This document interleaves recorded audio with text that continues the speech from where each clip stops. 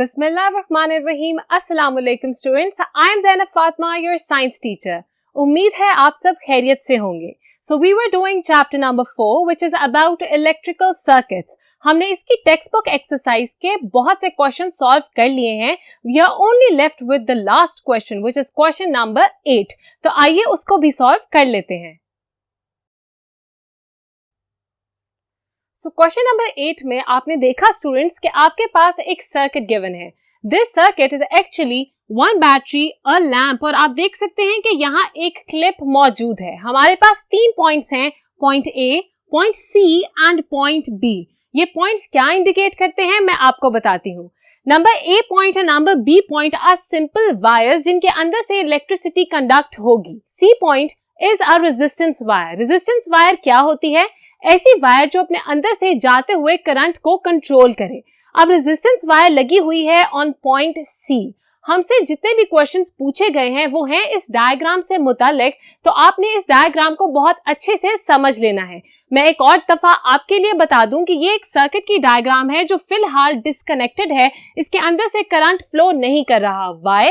Because आप देख सकते हैं कि क्लिप अभी हवा में है। हमने क्लिप को पॉइंट बी, पॉइंट सी या पॉइंट ए के साथ कनेक्ट नहीं किया। अगर हम कनेक्ट करेंगे तो सर्किट कंप्लीट हो जाएगा। अब हम देखते हैं कि हमसे क्या क्वेश्चंस पूछे गए हैं। Question number 1 is, which way should the clip be moved to make the bulb? हम किस जगह पे क्लिप लगाएंगे तो हमारा बल्ब या तो ज्यादा ब्राइटली ग्लो करेगा या फिर ग्लो करेगा डिमली। इसका मतलब कि अभी हमने फिलहाल अगर इसको सी पे लगा दिया तो वो एक इंटेंसिटी के साथ ग्लो कर रहा है। ये रहा हमारा लैंप।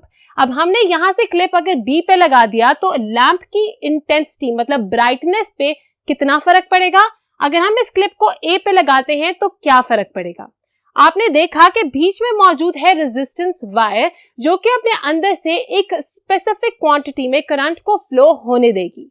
फॉर एग्जांपल, अगर हम इस क्लिप को बी पे लगाते हैं तो करंट यहां से फ्लो करेगा। Let me show you the direction. ये है करंट की डायरेक्शन।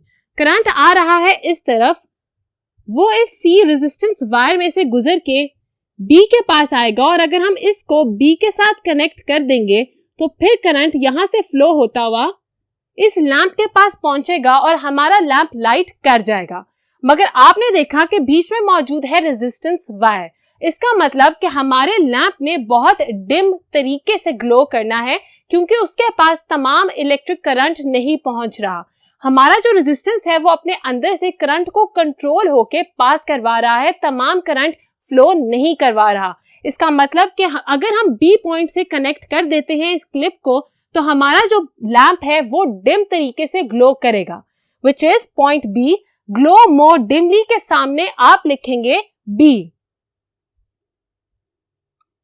यही हमारा सवाल था कि हम किस पॉइंट पे अगर क्लिप को कनेक्ट करें तो हमारा लैंप डिम तरीके से ग्लो करेगा। That is point B. अगर हम इसका कनेक्शन यहां से दोबारा तोड़ देते हैं और हम इसको कनेक्ट कर लेते हैं विद पॉइंट ए, तो आप अब देखें कि इस पे क्या असर पड़ेगा।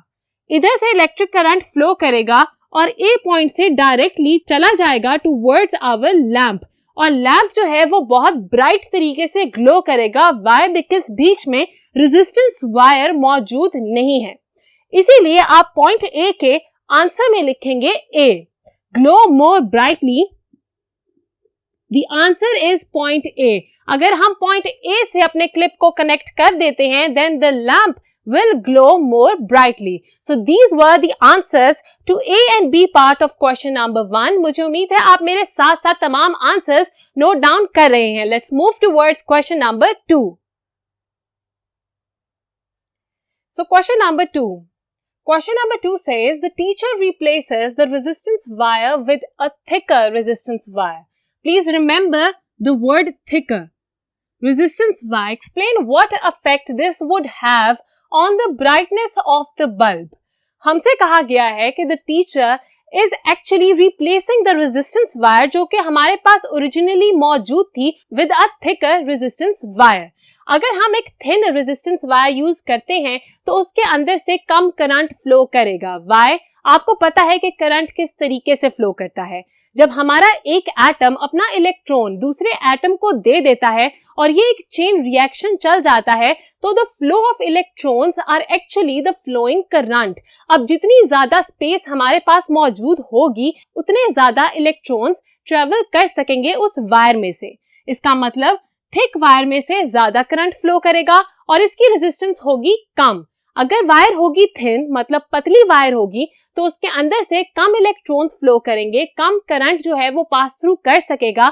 इसीलिए हम कहेंगे that a thin wire has more resistance.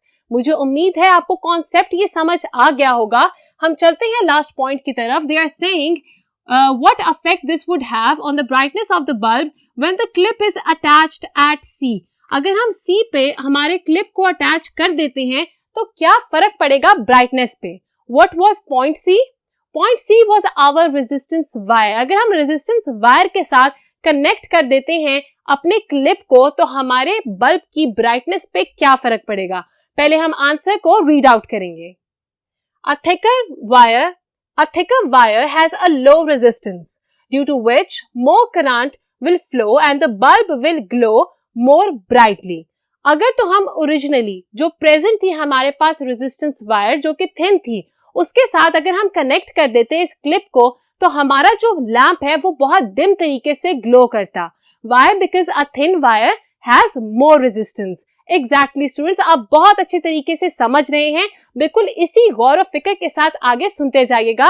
अगर हमने इस थिन रेजिस्टेंस वायर को एक थिक रेजिस्टेंस वायर के साथ रिप्लेस कर दिया जिसकी रेजिस्टेंस कम है, तो उसके अंदर से ज्यादा करंट फ्लो करेगा।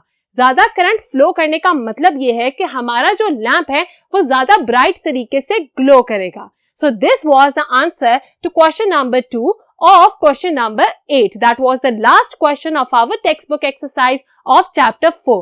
इसके साथ ही हमने textbook exercise को end कर लिया। मिलते हैं नेक्स्ट लेक्चर में, तब तक के लिए अपना बहुत ख्याल रखिएगा। खुदा हाफिज।